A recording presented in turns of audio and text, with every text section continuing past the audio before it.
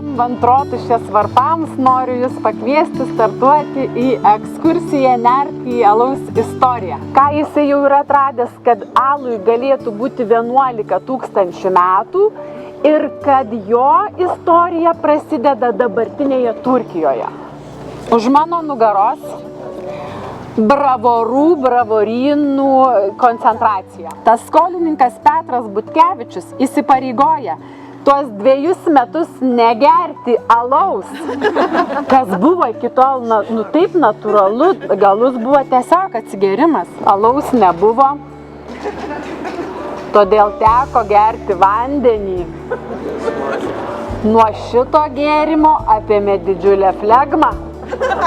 Ir sveikata ėmė silpnėti. Štai jums atsakymas, kaip jie kojas pavilko. O valstiečiam ir visiems kitiems buvo leidžiama pasigaminti alaus savo šventėms. Kokioms? Sužadėtuvėms, vestuvėms, krikštynoms, laidotuvėms. 4 šventėm alus buvo, toksai jau privalomas gėrimas, apeiginis gėrimas, su juo ir sutikdavom žmogų, su juo ir išlydėdavom.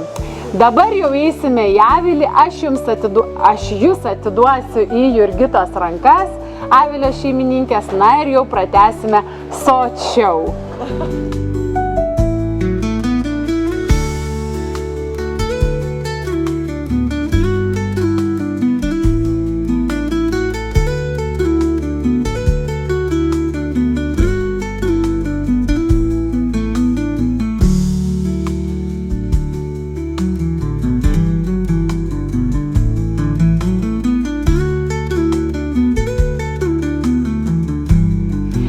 Visų pirma, alų vertina šiltesnį, negu jūs gavote.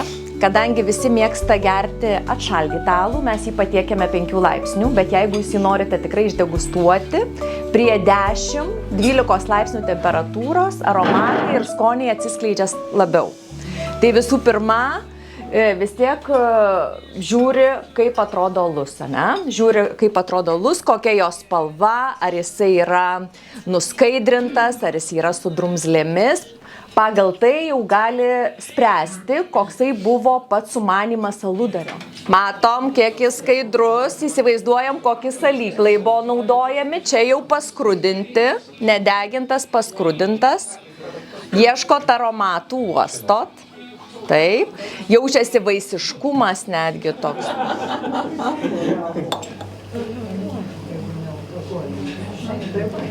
Putos yra jau, galit matyti, kad gaminasi angliarūgštė. Putos yra alus sudrumstas angliarūgštė. Šiaip ES labai stipriai, žinokit, tikrina. Lietuvos aludariai tikrai yra labai geri, visi įpilam išsinešimui, įpilant įspėjam 4 paros šaldytuve.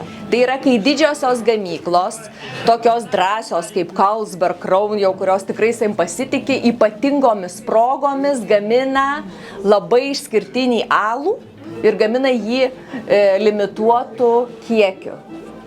Turim patį stipriausią pasaulyje alų. Galit spėti, koks jis dabar yra. 2002 buvo 25 laipsniai. Kiek dabar? 30. Daugiau stipriai. 60. Ir virš 67,5. Labai įdomiai atėjo siunta, jinai buvo visa prišta juostelėm atsargiai, angliškai, įdėta maža taurelė. Avilio rūkyta karka. Bet ta karka, žinokit, ne ta, gal kaip jūs tikitės, ne su kaulu, nedidelė, jinai yra restoraninė, reikia nepamiršti, kad mes restoranas vis dėlto. Karka yra legendinė, jai taip pat 25 metai. Šiandien jūs gaunat visus legendinius patiekalus, žinokit, 25 metai. Tai mes su Jurgita labai dėkojame Jums, kad buvote šio gražaus šeštadienio priešpietę ir pietus esate čia. Labai tikiuosi, kad kažką naujo sužinojate, kad buvo įdomu. Ačiū. Ir labai skanaus. Tai skanaus, ačiū labai, labai lauksim. Visą.